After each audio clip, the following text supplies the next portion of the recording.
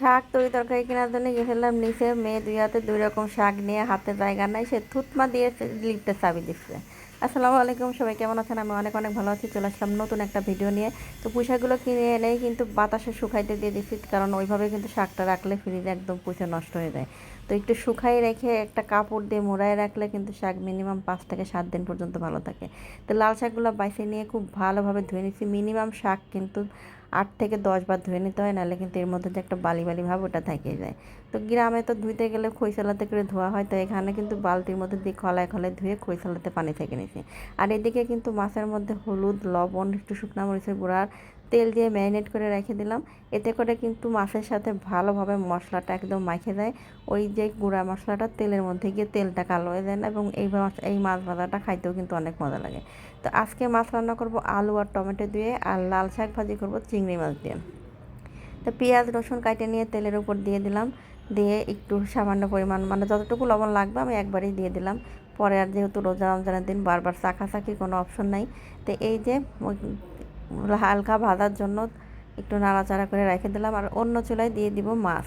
তো মাছ আর শাক ভাজার যে মশলা, পেঁয়াজ রসুনগুলো ভাজতে ভাজতে কিন্তু এর ফাঁকে আমি আলু টমেটো এগুলো সব কাটে নেব। একবারে তো সব কিছু গোছাই নিয়ে রান্না করতে আসলে কিন্তু অনেকটা সময় লেগে যায়। তো কিছুটা রেডি করে রান্না বসাই দিয়ে বাকি কিছুটা আবার রেডি করলে কিন্তু অল্প সময়ে কিন্তু কাজ করা সম্ভব, এবং খুব দ্রুত সময়ে কাজগুলো শেষ হয়ে যায়। একা মানুষের বউ এত কাম কাজ করতে গেলে দেখা যায় একটু সিস্টেম করে না করলে কিন্তু চলেই না। তো এদিকে পেঁয়াজগুলো কিন্তু খুব বেশি পরিমাণে ভাজে নাই, খুবই হালকা ভাজে নিয়ে একটুখানি হলদির গুঁড়ো, একটুখানি জিরের গুঁড়ো দিয়ে তারপরে এই যে চিংড়ি মাছগুলো দিয়ে দিলাম। তো ইসে মাছ ছাড়া আমার একবারে চলে না। যে কোনো ভাজাভুজির ভিতরে আমি কুটি কুটি করে দিয়ে পুটলা করে ধুয়ে দিই, এক পোটলা বাড়ি করে করে চিংড়ি মাছগুলো দিয়ে দিই। চিংড়ি মাছ না দিলে যেন আমার মনে হয় যেন কোনো ভাজিভুজির স্বাদই কেমন যেন লাগে না। মুখটা এত বিস্বাদ করে ফেলতে চিংড়ি খাতে খাতে। আর শাকগুলা দিয়ে দিলাম। তো শাকগুলা দিয়ে অল্প করে দেবো, তারপরে একটু করে নাড়বো। একবারে দিয়ে কিন্তু নাড়বার গেলে সব শাক পড়ে যায়। শাক পরে কিন্তু একেবারে কুমিয়ে একটু দানা হয়ে আসবে না। তো এদিন কুমিয়ে একটু দানা হয়ে গেছে, শাক কিন্তু দেওয়ার সাথে সাথে অবশ্যই ডেকে দেবেন না, তাইলে কিন্তু অবশ্যই শাকের কালারটা একবারে ডিসকালার হয়ে ফ্যাকাশে টাইপের হয়ে যায়। তো শাকটা এরকম আইর হয়ে আসার পর কিছুটা সিদ্ধ খানিকটা হতে হতেই কিন্তু শাকের থেকে পানি বেড়ায় যাবে।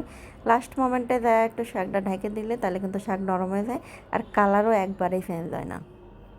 মাছগুলো সব ভাজে উঠাই নেব, আর ওই তেলের মধ্যেই দিয়ে দিব পেঁয়াজ আর আলু একই সাথে। তো পেঁয়াজ আর আলু একই সাথে দিয়ে সামান্য পরিমাণের লবণ দিয়ে তারপর আমি এটা ভাজতে থাকবো। সরি, সামান্য পরিমাণ না, একবারে যতটা পরিমাণ সেই ঠিক সেম পরিমাণের লবণটাই একবারেই দিয়ে দেবো। দিয়ে নাড়াচাড়া করতে করতে এটা একটু হালকা ভাজা ভাজা হয়ে গেলে তারপরে হলুদের গুঁড়া, ধনিয়ার গুঁড়া, জিরার গুঁড়া দিয়ে একটু কাঁচামরিচ বাটা, সামান্য পরিমাণ শুকনো মরিচ বাটাটা দিয়ে দিলাম। তো শুকনো মরিচে কিন্তু ঝাল নাই, শুধু লাল হওয়ার জন্য শুকনো মরিচ বাটাটা দিয়েছি। সামান্য একটু রসুন বাটা আর পেঁয়াজ বাটা দিয়ে ভালো করে কষায় নিতে হবে। তো কষায়টা সামান্য একটু পানি দিয়ে দেবো, যাতে করে মশলাটা পুড়ে না যায়।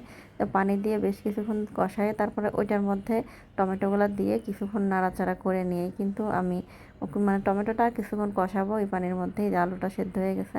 তারপরে কিন্তু পানিটা দিয়ে দিব। তো টমেটোটা আগে কষায় নিলাম। আর এই ঝোলটা কিন্তু অনেক অনেক টেস্টি হয়, একবার খাই দেখবেন অনেক অনেক মজা লাগে। তো মাছ ঝোল কিন্তু সবসময় একই তরকারি দিয়ে খাইতে খাইতে ভালো লাগে না, কোনো কোনো সময় দেখা যায় লাউ লাউ খাইয়ে যাচ্ছি, আবার কখনো কাঁচকলা, কখনো কচু দিয়ে ঝোল করা হয়। তো এখন ভাবলাম যে একটু টমেটো আর আলু দিয়ে করি। একই রকম তরকারি কিন্তু প্রতিদিন একদমই ভালো লাগে না, তো ঝোলের টেস্টটা আলাদা পাওয়ার জন্য একটু আলাদা আলাদা তরকারি দিয়ে রান্না করলে কিন্তু অনেক অনেক মজা লাগে। তো সবাই ভালো থাকবেন, আল্লাহ হাফেজ। অন্য কোনো দিন দেখা হবে, টাটা, বাই বাই।